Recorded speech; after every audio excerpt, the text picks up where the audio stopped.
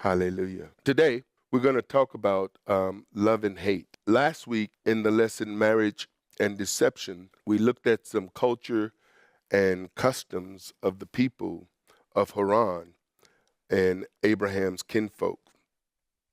It appears that Haran was named after Abraham's brother.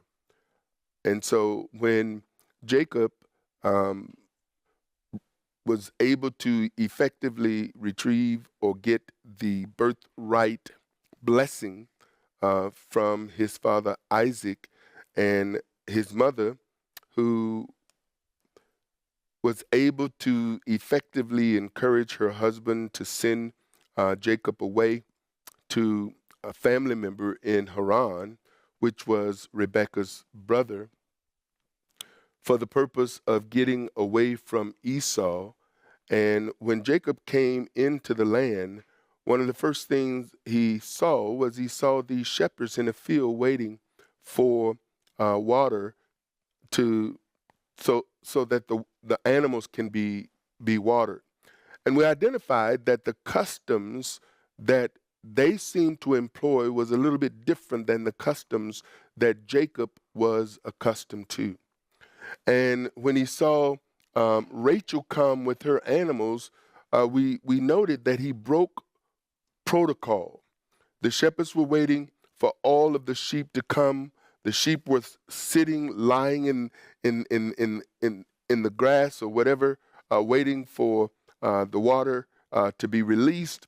And Jacob is saying they should be out grazing. This is not the time to be watering them. And when Rachel showed up, he went and he moved the stone so that the sheep could be watered. So he gets into Laban's house, and there they strike a deal to where Jacob begins to work with the understanding that he's going to get Rachel as his wife. Of course, we came into another custom where the firstborn or the older daughter had to be married before the younger daughter. And what we come to realize is that in this marriage and deception teaching, that it appeared that everybody was in on what was going on, but it doesn't seem as if it was some kind of trick played on the foreigner, Jacob. Is that Jacob did not know the customs and protocols and culture that he had gone into. And so it appeared from Jacob's perspective that Laban deceived him. But Laban, in following custom and culture, did what seemed like everybody understood. Because Jacob spent all this time with Rachel, but yet on his wedding night, she's not the one going into the tent. Rachel doesn't say anything to Jacob, which suggests that she understood the culture and the custom of the firstborn being married to the man before she could be married. Not that they'd be married to the same man, but that the firstborn would be married before the younger. And so we identified several customs: the shepherds, the sheep, and the well custom, calling cousins brothers and sisters, because it was clear that based on the discussion, Jacob made it very clear that he was Laban's sister's son. Laban was his uncle. His children would have been his cousins. Rachel and Leah was the cousins of Jacob. But Laban called Jacob his brother. And then there was the firstborn sister marriage, which was first custom. The custom for marriage, as we looked at it, seemed to be a 7-day feast. And then a couple of more customs, the handmaiden custom.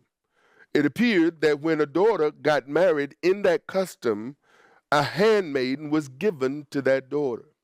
Now, for whatever reason, this was not the case with Sarah, who came out of that custom, because it appears that when she came out of that custom with Abraham, she didn't have a handmaiden, or the handmaiden was not known.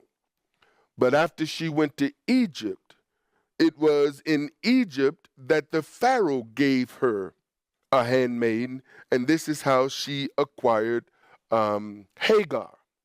And Hagar, as a handmaiden, Sarah did understand the handmaiden custom for some reason or another, because when she could not see herself as bringing forth a son from her own womb, she used her handmaiden to bring forth a child, which we're going to look at a little bit today, and that is the surrogate mother custom. But again, we also pointed out the custom of the firstborn, and this firstborn, there seemed to have been some customs that was associated with firstborn daughters as well as with firstborn sons. The firstborn son gets the birthright, but the firstborn daughter gets to marry before the younger.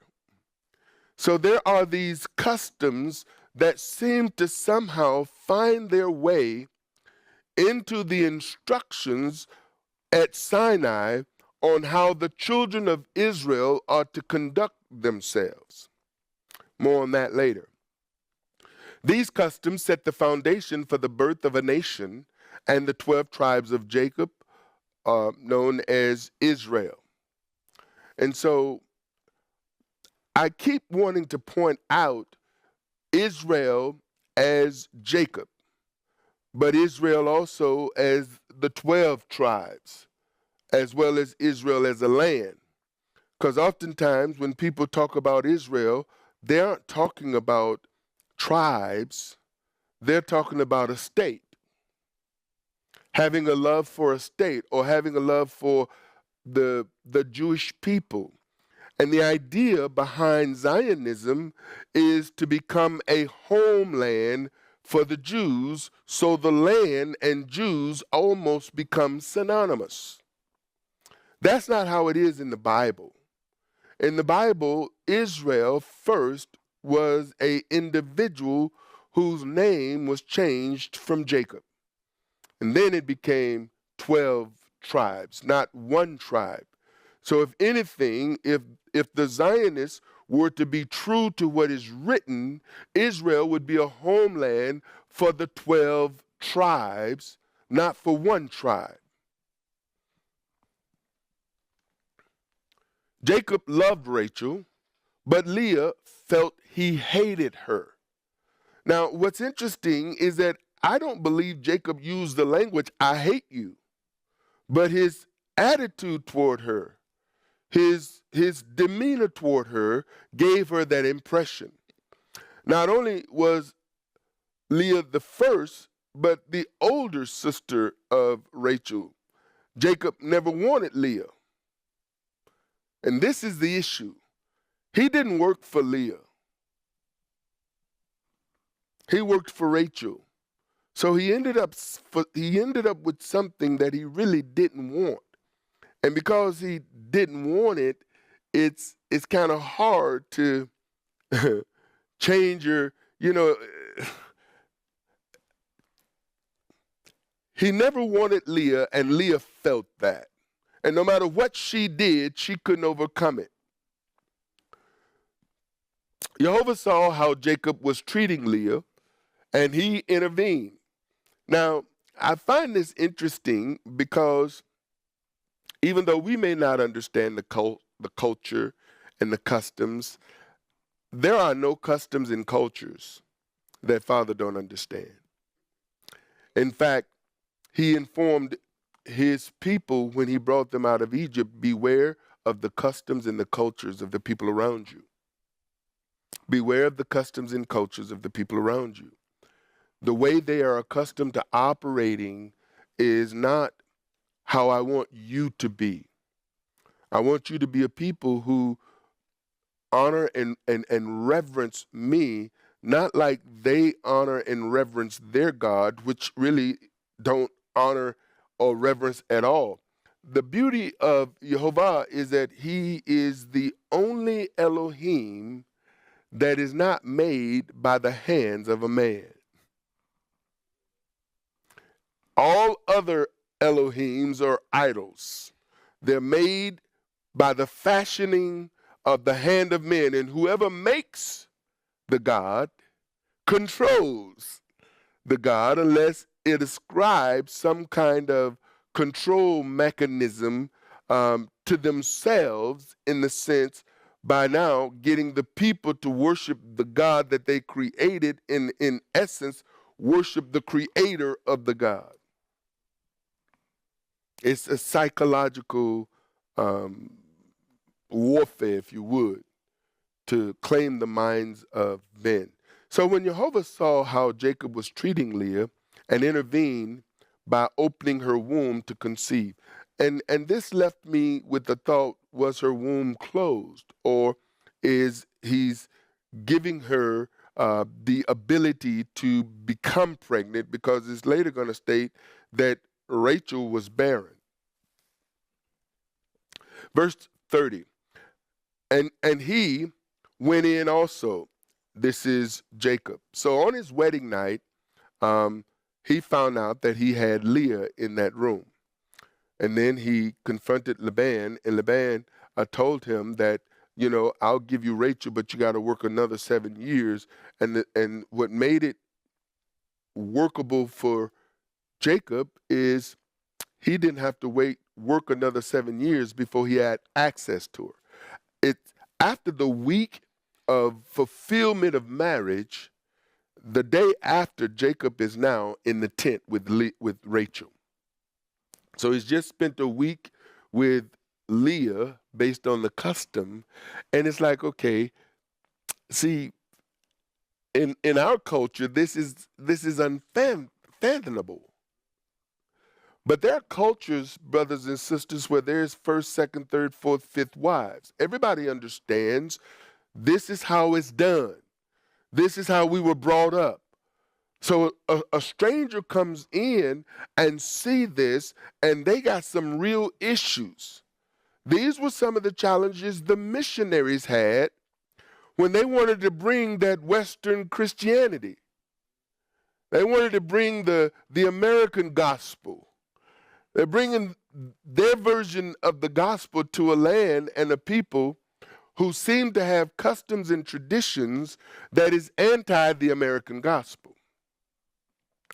And what's interesting too is, as we get into the Torah, you're going to see that Father didn't have issues with what seems to be people issues. And so he went in unto Rachel, and he loved also Rachel more than Leah, and served with him yet 7 other years. And when the Lord Jehovah saw that Leah was hated, so he sees something.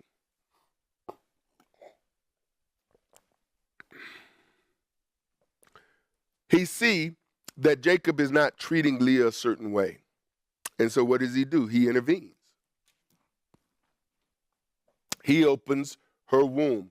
Now, this action, to me, seems as if Father is honoring that custom. He know Jacob worked for Rachel. He know what was going on in that situation. But Jacob was mistreating her, and that wasn't how it was supposed to be done. You see, when Jacob, because, well, it was kind of too late for Jacob to refuse Leah, because before he realized what was going on, he was all in. So there was no refusal at that point. But one thing's for sure, it seems as if Father was in some ways bringing some kind of honor and respect to Leah based on how Jacob was treating his wife. We're going to find out later in the actual instructions that a man who has more than one wife has to be very, very careful about how he treats them. Now, I'm not an advocate of multiple marriages, But you can't read the Torah without coming to the conclusion that Father wasn't adamantly against it. Cultures are different. There are some cultures that allow it. There are some cultures that don't allow it. And so that's between you and the Almighty. Leah conceived and bare a son, and she called his name Reuben. For she said, surely Jehovah has looked upon my affliction. Now therefore my husband will love me. So her statement is, my husband hate me.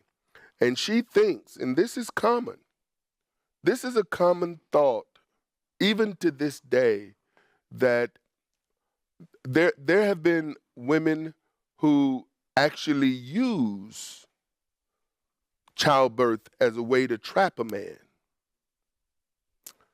And there are women who believe that by giving their husband a child, he's going to love her more, because what man doesn't want a child? As I read through this, I get the impression that unlike Abraham, who that's all he could think about, Jacob could care less. Jacob never really get into the whole children thing. What he wanted was Rachel. And that seemed to have been his focus. And no matter what Leah did, it didn't change that fact, whether Rachel gave him children or not. It's amazing that there are men who have such love for their wives, whether they give them children or not. And that's a beautiful thing when you think about it, you see. And I believe that Jacob was that kind of fellow. And so she says, now that I've given him a child, my husband will love me. And she conceived again and bare a son and said, because Jehovah has heard that I was hated.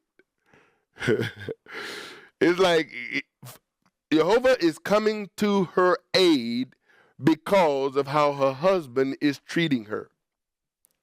Now, I learned something after a few bumps and bruises, that Peter wrote that you cannot deal with your wife harsh. You just can't do it. Why? Because, Father, it will hinder your prayers. Peter says it this way, do not deal with your wife harshly, lest your prayers be hindered. Father is very, very watchful of how we treat our wives. And in this particular case, he literally comes to Leah's aid because of how her husband is treating her. And she's crying out to him, I suspect, because they're having some conversations, and she's actually naming these children based on some of what she's asking him to do, and he doing it on her behalf. And so because Jehovah has heard that I was hated, who do you think he heard that from? Jacob? The Bible simply says that Jacob loved Rachel more than Leah. Right? But Leah got the impression that because of how he was treating her, he hated her. Well, I guess there's a thin line between getting something you don't want and now how do I interact with this wife I really don't want? I'm not interested in this woman. That's the woman that I'm interested in, and all this other stuff is irrelevant. And so she says, because Jehovah has heard that I was hated, he has therefore given me this son also, and she called his name Simeon. And she conceived again and bare a son and said, now this time will my husband be joined unto me, because I have borne him 3 sons. Therefore was his name called Levi. And she conceived again and bare a son. And she said, now will I praise Jehovah. Therefore she called his name Judah. And then she stopped having children. So Jacob's first 4 sons came from Leah, his first wife. Reuben, which means behold a son. Simeon means heard. Levi means joined to. And Judah means praise. After Leah gave birth to her fourth son, she stopped having children. And when Rachel saw that she bare Jacob no children, Rachel envied her sister. So now there is a competition that is about to take place because Rachel is now jealous. So Rachel goes to Jacob and says, give me children or else I die. Now, there's something about Jacob. Jacob knows his limitations. And so he loved Rachel, but her words angered him. And he showed his anger in his response to her. And Jacob's anger was kindled against Rachel. And he said, am I Elohim? Am I in Elohim's stead?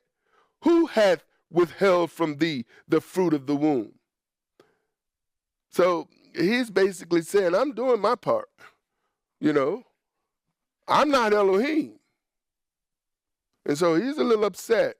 And so Jacob's word to Rachel in a nutshell was, am I Jehovah? The obvious answer is no. So you're talking to the wrong person about this matter. Now, we don't see it, but the dialogue lends to this idea that Leah is having some conversation with the Almighty.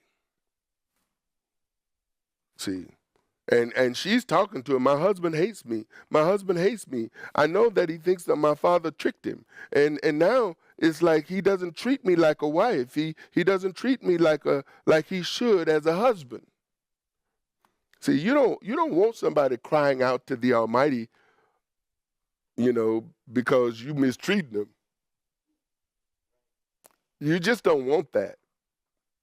You don't want somebody praying to the Almighty because you're not doing something you should be doing, because Father's got a way of intervening, especially if he agrees with you. So Rachel's response highlights yet another custom, and this is the custom of the surrogate mother. This custom was first implemented by Sarah through a handmaiden Hagar, who gave Abraham his first son, Ishmael. And she said, verse 3, Genesis 30, behold, my maid Bilhah, go in unto her, and notice this, and she shall bear upon my knees. In other words, you got to get the image here, because there's an image here, that she's going to get pregnant, and when she goes to give birth, she will be on top of me, in a sense, on my knees, so that when the child comes out, it would be like I'm giving birth to the child. And she shall bear upon my knees, that I may also have children by her.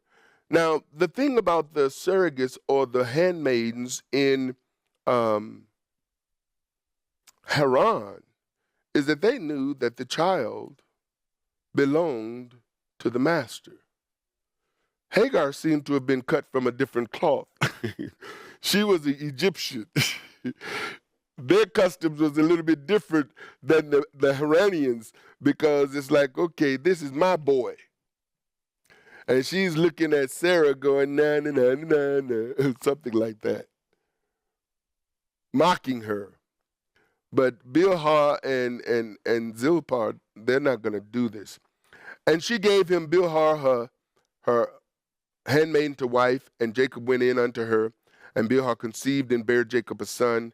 And Rachel said, God has judged me and has also heard my voice and has given me a son. Therefore, now, here's what this verse also states, that when Jacob rebuked her, because basically when he said, I'm not Elohim, you're talking to the wrong person, this statement says, he has heard my voice.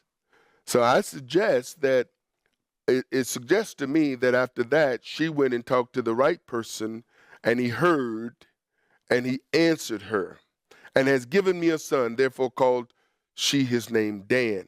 And Bilhah, Rachel's maid, conceived again, and bare Jacob a second son. And Rachel said, with great wrestlings have I wrestled with my sister, and I have prevailed. And she called his name Naphtali. Now, there's another circumstance going on here, which is very similar to what Sarah saw. It seems as if what Rachel is saying, she's come to the conclusion that she can't have children.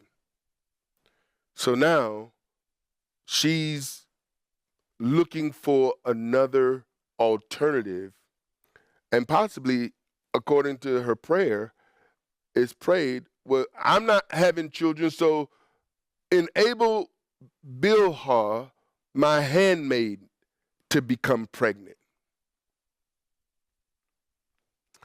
Because notice what it says. And Rachel said, Elohim hath judged me and has also heard my voice and has given me a son. Now, he didn't give her a son from her own womb, which suggests she may not have asked for a son from her own womb. Because like Sarah says, no, there's no way I'm going to have a child from this body. I'm too old to have a child. And I'm pointing this out because there are times when we've already put limitations on the Almighty and we want him to operate in a way that is outside, what would be somewhat the norm. It's like, if I can't have children, then give me a child through my handmaid. You see, that's the kind of prayer it seems like she prayed. And Bilhah, Rachel's maid, conceived again and bare Jacob a second son. And Rachel said, with great wrestlings have I wrestled with my sister, and I have prevailed.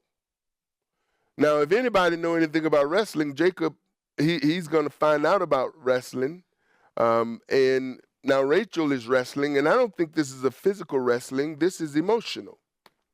She's going through some emotional warfare, probably looking at her sister all crooked-eyed, probably treating her in a certain way to where she knows she's not pleased with her, probably saying, hey, I know our custom, but he loves me. He loves me. He loves me more than he loves you. Can't you see that? So no matter how many children you have, you'll never be able to take his love from me. I mean, this is the kind of stuff, the kind of contention that goes on when you have jealousy. And any man who has two women, there's some jealousy. Now, in a culture, and in this particular culture, polygamy was an acceptable practice. But yet, it didn't stop the jealousy and the envy from occurring between the wives. And so she said, with great wrestlings have I wrestled with my sister, and I have prevailed. And she called his name Naphtali. So two of Jacob's sons came through Rachel's handmaiden Bilhah, and that's Dan, which is a judge, meaning, and Naphtali, meaning wrestling. So Leah follows Rachel's example. Now, Leah's the older. She's looking at what the younger sister is doing. Follow her example. Give her handmaiden to Jacob, even though she has more children than Rachel. In fact, she had children from her own womb. Now, remember that the introduction to Leah was that she was weak-eyed. Leah had some kind of psychological, physical, visual. She had some kind of challenge that the Bible is not clear, but it states that she was weak-eyed, indicating that she may have had some visual issues or she may have had some mental issues. We don't know. But she's now, if anything, it's like, you know what? Why am I competing with her? I have 4 children from my own womb, she could say. Even though you had to use your handmaiden, these children came from my own womb, which means that she had advantage in the conversation or the argument, unless she didn't know how. But we're going to find that she's got some negotiation skills. When Leah saw that she had left barren, she took Zilpah, her maid, and gave her Jacob to wife. And Zilpah, Leah's maid, bears Jacob a son. And Leah said, a troop cometh. And she called his name Gad. And Zilpah, Leah's maid, bare Jacob a second son. And Leah said, happy am I, for the daughters will call me blessed. And she called his name Asher. So what do we see here?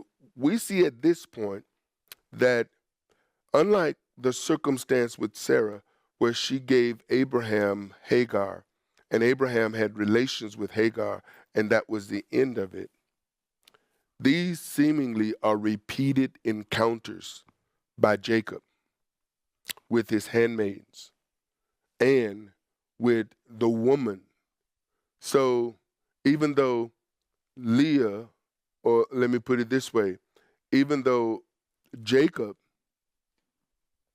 loves Rachel, he's still performing his husbandly duties with the wife that he loved less or may even hate.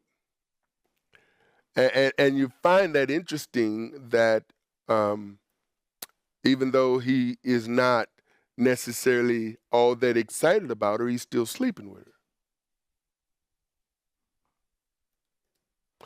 Yeah, I'm just trying to point out the obvious. See, even the Torah, in circumstances where a man may have multiple wives, he cannot withhold that which is due from his wife.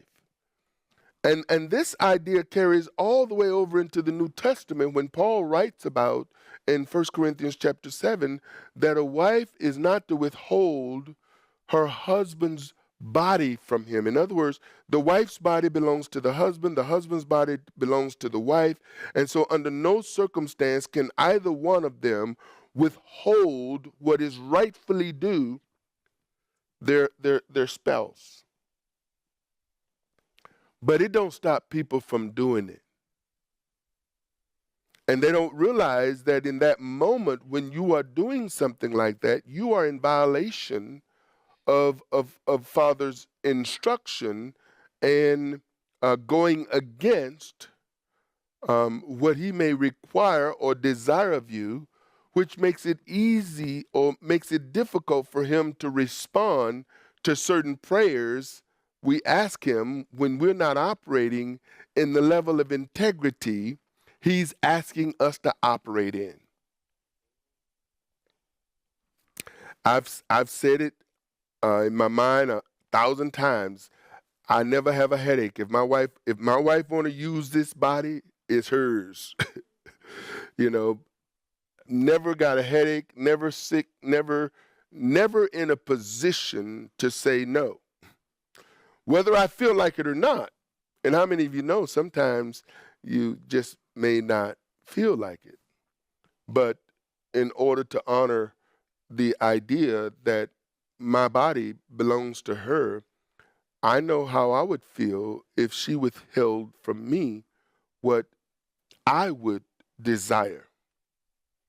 And this is where we must always remember we're always sowing. We're always sowing. We're always sowing.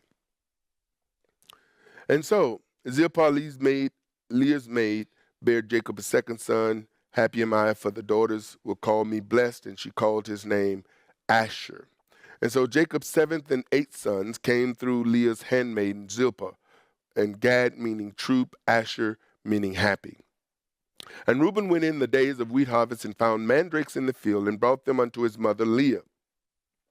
Then Rachel said to Leah, give me, I pray thee, of thy sons' mandrakes. Mandrakes were known as love apples. And so Leah uses her son's mandrakes as a bargaining tool to hire her husband from her sister for the night. Here's how it goes. And she said unto her, it is a small matter that thou, now notice this, thou hast taken my husband. Now, in the cultures where there are multiple marriages, it seems as if the first wife seems to be the boss wife. This is from the limited customs where I've looked, where people do have those kinds of laws in effect, or in cultures where men have more than one wife. And so and then in some cultures here in the United States, they had a program on TV called Sister Wives or something like that, to where I never watched it, but just hearing it, to where the wives are now in some kind of sisterhood, but they understand their order. And I know that in Mormonism, some of those kinds of things were occurring. People understood their role, their place in the hierarchy, if you would. And so she says, "You have taken my husband." So she accuses her sister of taking her husband. "Wouldst thou take away my son's mandrakes also?" And Rachel said, "Therefore he shall lie with thee tonight for your son's mandrakes." So Leah laid claim to Jacob as her husband. She was the first to marry him, the first to produce children for him. She was the oldest and firstborn. And Leah seems to be invoking her firstborn status. So Rachel gave Jacob to her sister for some mandrakes, which suggests that Jacob was sleeping mostly either with Rachel or spending that time with her. It's just things that can be read here that, the scripture is not absolutely clear on. Verse 16, and Jacob came out of the field in the evening, and Leah went out to meet him and said, "Thou must come in unto me, for surely I have hired you with my son's mandrakes." In other words, buddy, you mine for the night. Here's the receipt. And he lay with her that night, and Elohim hearkened unto Leah, and she conceived and bare Jacob the 5th son. And Leah said, "Elohim hath given me my hire, because I have given my maiden to my husband." And she called his name Issachar. And Leah conceived again and bare Jacob the 6th son. And Leah said, "Elohim hath endued me with a good dowry. Now will my husband dwell with me," indicating he was not dwelling with her, "because I have borne him 6 sons. And she hasn't gotten it yet." It doesn't matter how many sons you bear him. He never wanted you. He wanted your sister. See. And so she called his name Zebulun. And afterwards she bare a daughter and called her name Dinah. Leah bore 2 more sons and a daughter to Jacob, for a total of 6 sons and 1 daughter. And so Issachar, there is a recompense. Zebulun,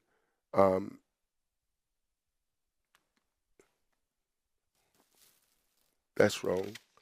And Dinah, meaning judgment. Let's see. Yeah, dwelling. Zebulun should be, is that dwelling? He dwells. Well, again, yeah. Let me just make sure here for a moment.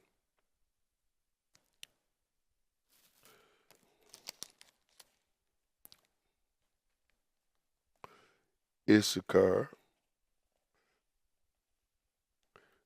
That's recompense. That's Issachar. And then a good dowry. Bear Jacob. Leah, good dowry with my husband. Dwell. Yeah, that's it. Dwelling. And then Dinah, judgment.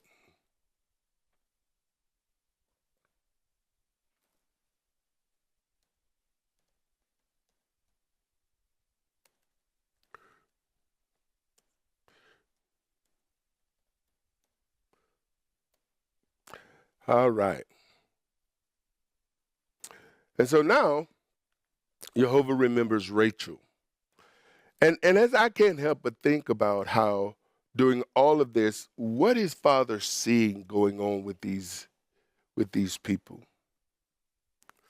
Because he's looking at Jacob, Bilhah and Zilpah, and it's like, they have absolutely no say in none of this. And then Rachel and what's going on in their minds and in their hearts. And, it's like, man, what does he see? And I have to imagine, when he's seeing us and what's going on in the midst of us, what is he seeing when we're misbehaving? How is that making him feel when we're conducting ourselves in those kinds of ways? Which is why we always want to be on our best behavior and be aware. Verse 32. And Elohim remembered Rachel, and Elohim hearkened to her and opened her womb.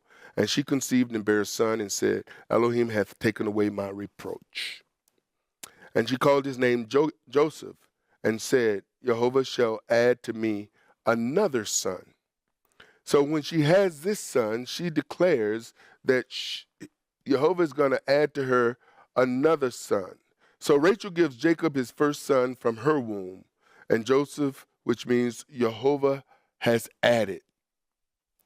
And then after giving birth to her first son, Rachel declares she shall have another son, and as we will see, giving birth to this other son, which is going to happen a few chapters later, she's not going to make it. She will die giving birth. Okay. I believe that is, here is a blurred map. I hope you all can see it. So here are the 12 sons and the one daughter.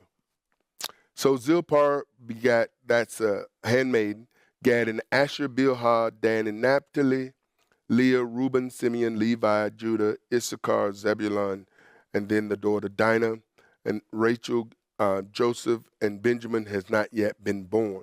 He's the one that shall cost his mother her life. Amen. For more information, visit www.arthurbaileyministries.com or call 888-899-1479. House of Israel International Services is made possible through financial contributions from brothers and sisters like you. Thank you.